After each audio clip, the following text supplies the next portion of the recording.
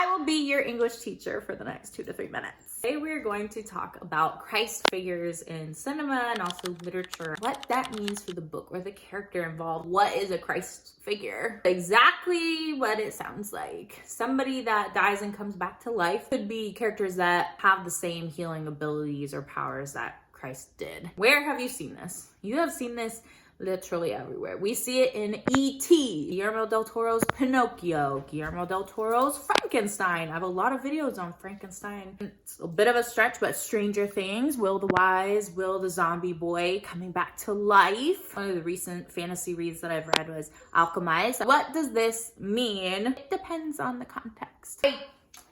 Stop being a brat.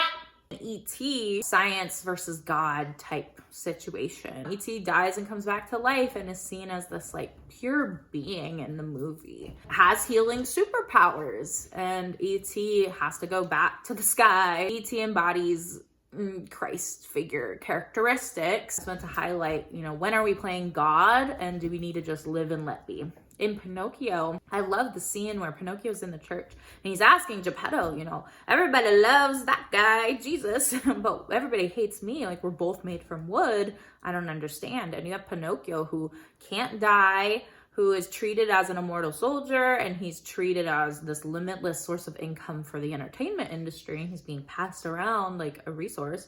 And Geppetto tells him, people hate what they don't understand.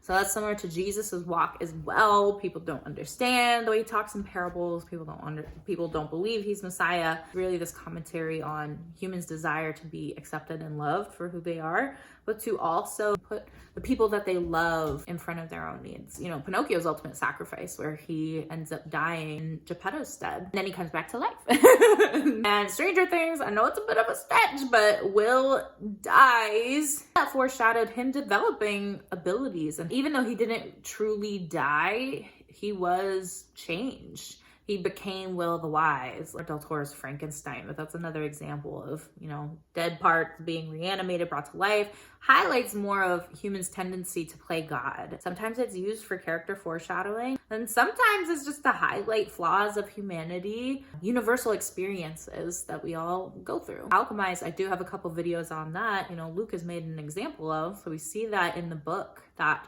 religious constructs are used to manipulate the masses. Unfortunately, scapegoats that come with it, like Helena Marino. What do you think? Did you learn something new? Did I miss any Christ figures? Drop down in the comments. Follow me for more arts and cinema, arts and literature analyses.